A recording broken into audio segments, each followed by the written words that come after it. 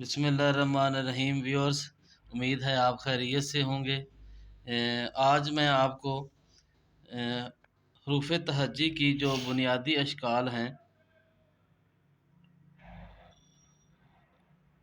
हरूफ तहज्जी की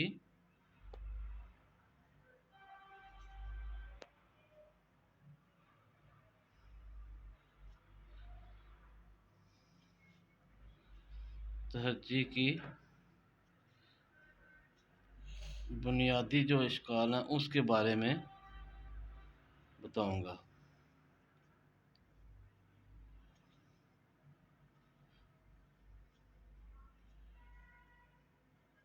हरूफ तहज्जी की बुनियादी अशकाल। अच्छा, इसमें आपने ये देखना है कि जो टोटल हरूफ तहज्जी हैं वो 37 है, ठीक है। और इसमें 19 हरूफ ऐसे हैं जो हमें अगर 19 हरूफ लिखना आ जाएंगे तो हमें ये 37 हरूफ लिखना आ जाएंगे। वो कैसे?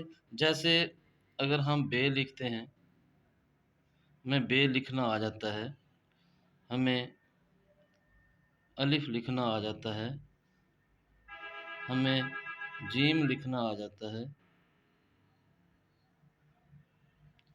हमें दाल लिखना आ जाता है। तो हम ये 4 लफ्ज़ अगर हमें लिखने आ गए तो इसमें से हम कौन कौन से हरूफ, जैसे बे का पूरा ख़ानदान है, बे से हम बे लिखना आ गया तो ते लिख सकते हैं, बे लिखना आ गया तो हम फ़े लिख सकते हैं, बे लिखना आ गया तो हम काफ लिख सकते हैं, बे लिखना आ गया तो हम टे लिख सकते हैं। इसी तरह बे का पूरा ख़ानदान, ठीक है। अलिफ जो है, अलिफ लिखना आ गया तो हम देखें मीम लिख सकते हैं, अगर अलिफ लिखना आ गया तो हम लाम लिख सकते हैं।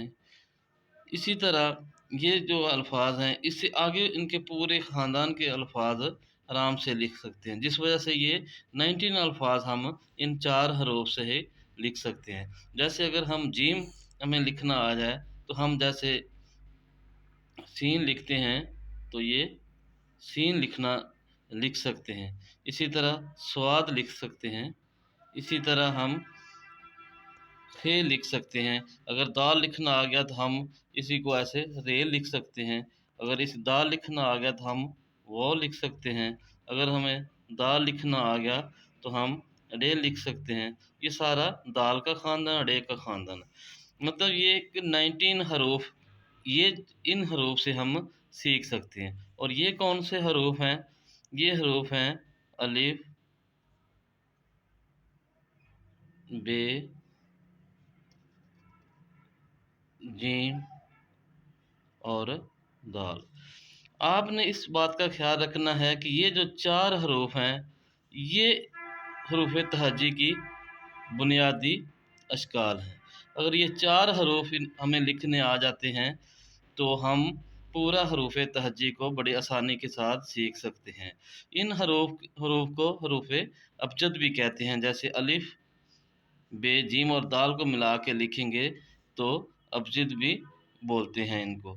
तो आपने इन 4 हरूफ पे फोकस करना है, इसकी बुनियादी अशकाल पे फोकस करना है। यही जो बुनियादी अशकाल हैं, यही आपको 70% जो है आपकी लिखाई को बेहतरीन बना देंगे। आपने इनको फोकस करना है, इनका कद का ख्याल रखना है। ये आपसे मैं थोड़ा सा शेयर कर दूं पहले, अगली वीडियो से पहले, कि ये जो अलिफ होता है ये 5 कद का होता है। आप इसको, ये 5 का तो होता है। जो बे है ये, इसके अंदर का जो ये 4.5 कत है, और इसकी जो गहराई है वो 1.5 कत है। इसी तरह अगर हम जीम लिखते हैं तो जीम जो है, इस चीज़ को आपने ख्याल रखना है कि इसका हेड जो टेल है ये एक जैसा हो और यहाँ से इसकी गोलाई शुरू हो जाए। ये आप ओवल शेप में इसको चेक कर सकते हैं। इसी तरह दाल जो है उसको आपने लिखना है।